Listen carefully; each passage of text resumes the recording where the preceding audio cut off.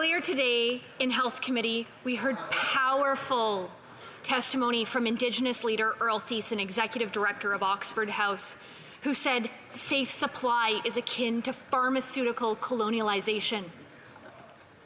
Will the Prime Minister listen to Indigenous leaders like Earl and put an immediate end to this dangerous government drug trafficking program?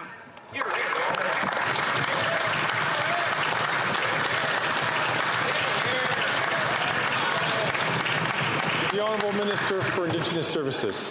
Mr. Speaker, it is important to recognize that there is not one perspective on the best way forward through this toxic drug supply that is facing this country.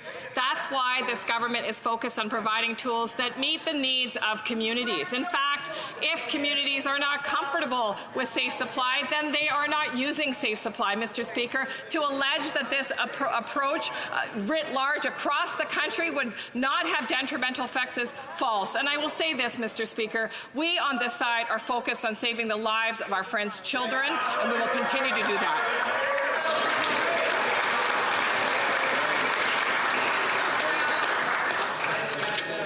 The Honourable Member from Cumberland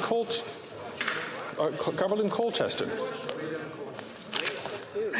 I think my honourable colleague has two questions, Speaker. Honourable colleague is actually deferring to the Honourable Member from Cumberland Colchester. Speaker, last night the Minister of Mental Health and Addiction said the Prime Minister's deadly experiment of hard drug legalization in BC was a success. After 9 years of this NDP Liberal Prime Minister, drug overdose deaths are up 380% in BC. The Minister refused to rule out expanding the drug legalization in Toronto or Montreal or anywhere else in Canada. The message is clear. The NDP Liberal government will import death, disorder, crime, chaos caused by this deadly experiment. Why won't the Prime Minister abandon his deadly hard drug policies? Hear, hear. The Honourable Parliamentary Secretary. Mr. Speaker, the Conservatives' remarks are dangerous. They're just saying that we need to clean these people up because they bother people. No, we're trying to help drug users. They don't choose to be addicts. They don't wake up one morning and say, yeah, we're going to start using drugs. We have a range of options so they can find a path to move forward and solve their health problem, which is not a criminal one, but a mental health one.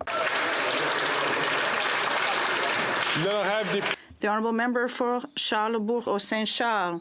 Yesterday, the Minister of Mental Health doubled down and said that the deadly experience with hard drug legalization in BC was a success.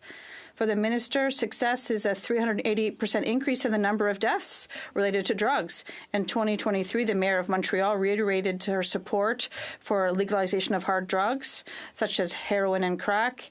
And will the Minister, can they reassure Quebecers that they will never reproduce the experience with hard drugs in Montreal?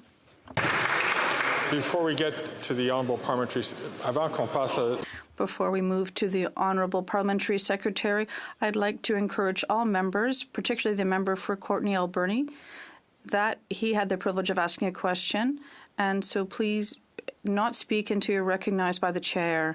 The Honourable Parliamentary Secretary. Thank you very much, Mr. Speaker. I'm also at the Health Committee, and in the last meetings we had, we did hear what the colleague has just said, but we also heard people say that it takes a range of options because there's not just one way of getting people to stop taking hard drugs. We need several strategies and initiatives to ensure that everyone finds a solution. And this is what we've committed to. In terms of the exemption, there hasn't been one yet from Montreal. So if we do receive one, we will do what is necessary. Thank you.